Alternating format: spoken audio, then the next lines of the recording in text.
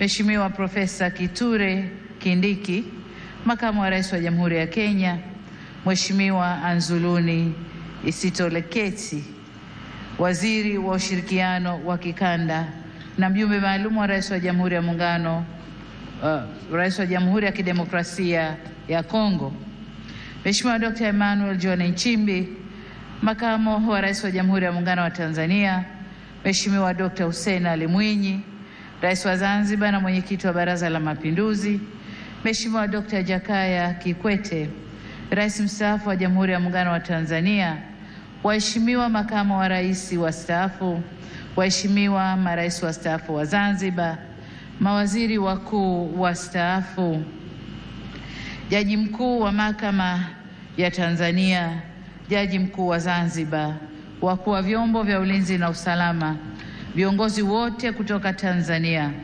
mwenyekiti wa Tume Huru ya Taifa ya Uchaguzi, viongozi wa vyama rafiki Frelimo na CNDD-FDD na vyama vya siasa vya hapa nchini, waheshimiwa mabalozi, wakuu wa taasisi na mashirika ya kimataifa na wawakilishi wa nchi mbalimbali, waheshimiwa wabunge wateule, wawakilishi wateule na madiwani wateule, waheshimiwa viongozi wetu wa dini, ndugu waandishi wa habari na wananchi kwa ujumla, mabibi na mabwana, Tanzania oye!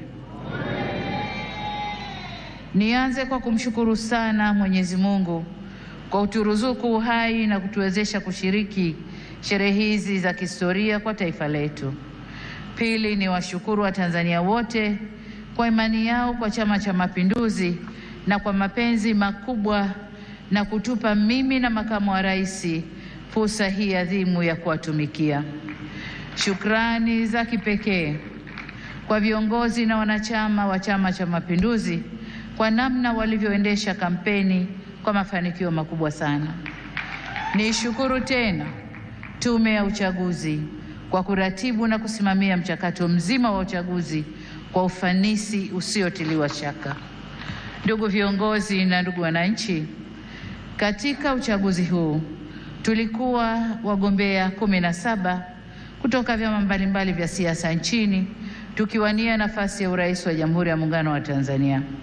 Napenda kuwashukuru sana wenzangu 16 ambao kwa hakika wameonyesha ukomavu wa kidemokrasia kwa kuendesha kampeni ambazo tulishindana kwa hoja na sote tulionyesha kuwa siasa sio vita.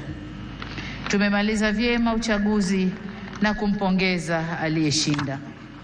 Aidha, nitumie fursa hii pia kumpongeza sana Rais wa Zanzibar na Mwenyekiti wa Baraza la Mapinduzi, Mheshimiwa Dr. Hussein Mwinyi na vyama vya siasa vilivyoshiriki uchaguzi Zanzibar kwa kumaliza uchaguzi kwa salama na amani. Zanzibar oye!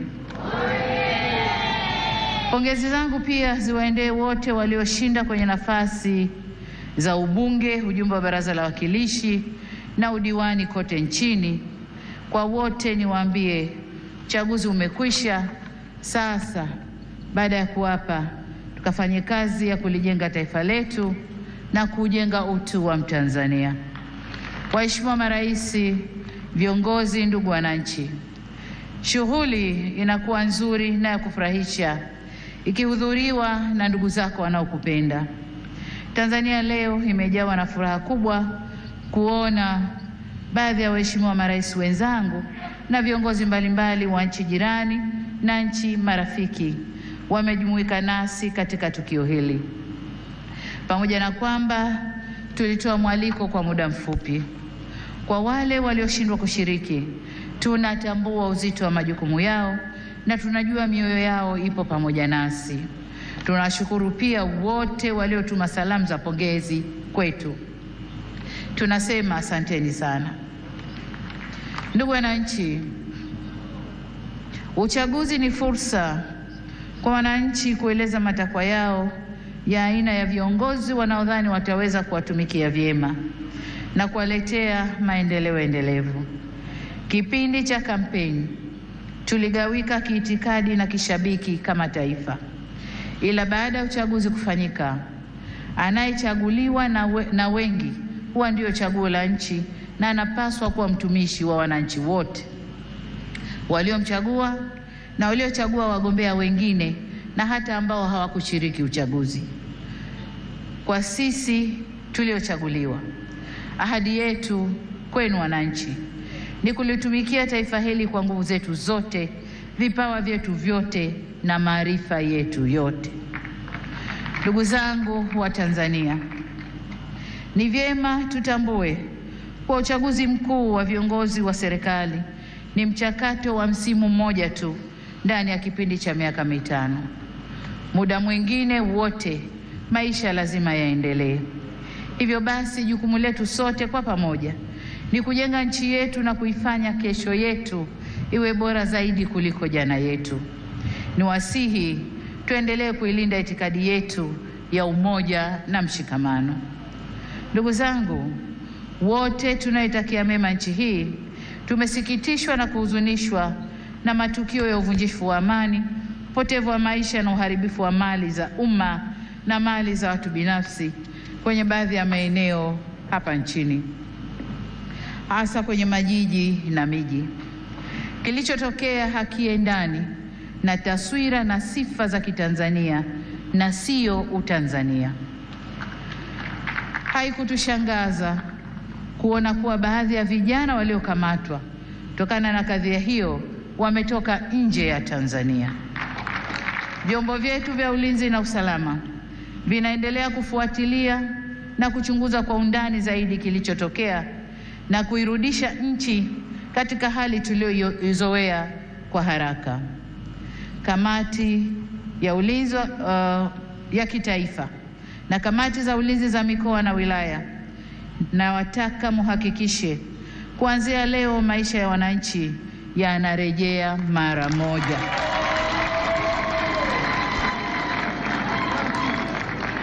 Amesema hapa Rais wa Zambia na Rais wa Burundi. Machafuko ndani ya nchi si mema, hayana bei, hayana thamani na si faida kwa yoyote yule. Kwa hiyo ndugu zangu, niwaombe sana tuzingatie umoja, amani na utulivu wa nchi yetu. Ndugu zangu, nitumie fursa hii kutoa onyo kama mama, kutoa onyo kwa wale wote waliochochea uvunjifu wa amani. Na nawataka watambue kuwa vurugu na uvunjifu wa amani huishia kupimana nguvu na uwezo wa kujihami, ila mazungumzo huzaa mshikamano. Sasa tuchague lenye manufaa kwetu, kwani usalama wa taifa lolote hulindwa na wote kwa nguvu zote na gharama zozote. Ndugu viongozi na ndugu wananchi, kama kawaida kwa nchi zenye mfumo wa kidemokrasia hualika waangalizi wa uchaguzi kutoka jumuiya za kimataifa na kikanda kuja kushuhudia mchakato wa uchaguzi.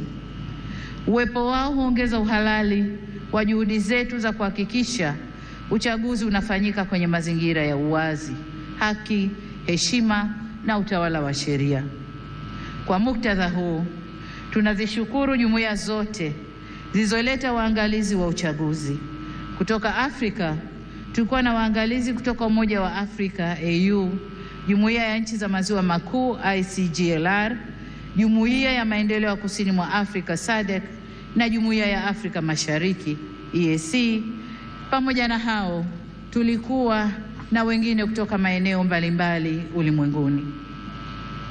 Makundi yote ya waangalizi yameshatoa taarifa za awali na tunawashukuru kwa kuwa nasi, na kwa heshima kubwa tumepokea maoni yao. Hata hivyo, kama alivyowahi kusema Rais wa awamu ya 3 ya Jamhuri ya Muungano wa Tanzania hayati Benjamin William Mkapa mwaka 2000 wakati akiapishwa kuwa rais, na hapa nanukuu kipande tu cha hotuba hiyo kinachosema: na washukuru watazamaji wa kimataifa kuja kushuhudia uchaguzi wetu ulivyofanyika. Walipotusifu tumepokea sifa hizo kwa unyenyekevu mkubwa. Tumesikia pia waliodhani hayakwenda sawa na mengine hata sisi wenyewe tumeyaona. Maagizo ya kutuelekeza nini cha kufanya tumeyakataa. Ushauri wao tutauzingatia ili tufanye vizuri zaidi siku zijazo. Mwisho wa kunukuu. Ndugu wananchi, sifa moja ya mwanadamu ni kutokukamilika. Aliyekamilika kabisa kabisa bila kasoro yoyote ni Mwenyezi Mungu peke yake. Ndiyo maana katika shughuli au harakati za wanadamu tunaunganishwa na mawasiliano, mazungumzo na maelewano. Au kwa maneno mengine, tunaunganishwa na uwepo wa suluhu. Suluhu yenyewe sio suluhu mimi, lakini hata suluhu mimi nitafanya kazi yangu ya kuunganisha taifa. Kwa hiyo tunaunganishwa na uwepo wa suluhu ya mambo katika jamii zetu. Kama mnavyofahamu, katika kuliunganisha taifa, serikali ya awamu ya 6 tulianza na falsafa ya R4 inayosimamia misingi ya kuzungumza na kuelewana, kuvumiliana, kubadilishana au kubadilisha mwelekeo baada ya maelewano na kuendelea kujenga taifa letu. Tunapoendelea mbele, hatutachoka wala kurudi nyuma kwenye kusimamia yote yanayohusu kujenga umoja na mshikamano wa taifa letu. Ndugu wa Tanzania, mkusanyiko wetu leo hapa sio kwa ajili ya kuwazawadia walioshinda kwenye uchaguzi, la hasha, bali ni matakwa ya kikatiba ya kukabidhiwa dhamana ya kuwa mtumishi mkuu wa taifa katika kuleta maendeleo endelevu kwa maana ya uimara wa kiuchumi, kisiasa, kidiplomasia na kijamii. Ili tuweze kuyatimiza hayo, hatuna budi kuhakikisha tunahimizana umoja na upendo kwa nchi yetu. Tunadumisha amani na kuheshimu sheria za nchi. Kinyume cha hayo, maandamano, vurugu, uvunjifu wa amani husababisha maumivu na havileti manufaa wala faida kwa yoyote yule. Ni wasihi wa Tanzania, tuchague hekima badala ya ghadhabu, busara badala ya mihemuko, upendo badala ya chuki, uvumilivu badala ya vinyongo, umoja badala ya mgawanyiko, na amani badala ya vurugu. Lakini vile vile ni wajibu wetu kuchagua unyenyekevu badala ya kiburi na huruma badala ya hasira. Taifa letu ni moja na lina nguvu zaidi kuliko mtu yoyote yule. Demokrasia haipimwi kwa nani kashinda uchaguzi, bali kwa jinsi tunavyoendesha mambo yetu baada ya uchaguzi. Tutakuwa na nguvu zaidi pale kila sauti chanya au hasi zitakaposikilizwa, kuheshimiwa na kuthaminiwa, na vile vile tunapoweza kuponya wenye maumivu. Hii si kazi ya upande mmoja wa serikali peke yake, bali ni kwa kila jumuiya za wananchi, vyama vya siasa, dini zetu na kila mwananchi. Na hapa nitumie fursa hii kuwashukuru kwa dhati ya moyo wangu viongozi wa dini waliohimiza amani na upendo katika kipindi chote cha kabla uchaguzi, wakati wa uchaguzi na sasa baada ya uchaguzi, wanavyoendelea kuhimiza amani na upendo. Ndugu zangu, nimeamua kutumia jukwaa hili leo kushukuru na kupongeza kwa kumaliza uchaguzi, kuhimiza umoja na mshikamano wa kitaifa na kusisitiza kwamba Jamhuri ya Muungano wa Tanzania kama taifa ni muhimu zaidi kuliko matakwa binafsi ya mtu yoyote.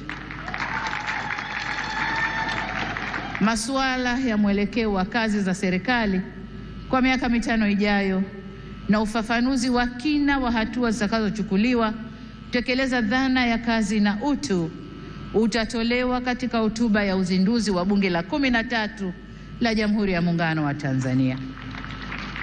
Baada ya kusema hayo, niwashukuru wote kwa kujumuika nasi kwenye tukio hili muhimu na la kihistoria. Nimepokea pongezi kwa heshima kubwa, na sasa safari ya kuwatumikia Watanzania kwa kipindi cha pili cha awamu ya 6 inaanza rasmi. Nawashukuru wananchi wote wa Tanzania na ni imani yangu kwamba tutashirikiana ndani ya safari hii. Asanteni sana kwa kunisikiliza. Mungu ibariki Afrika. Mungu ibariki Tanzania. Amen, amen, amen. Asante sana Mheshimiwa Rais wa Jamhuri ya Muungano wa Tanzania. Naomba niwaalike viongozi wote na wananchi tupunge bendera juu, tumpongeze Mheshimiwa Rais.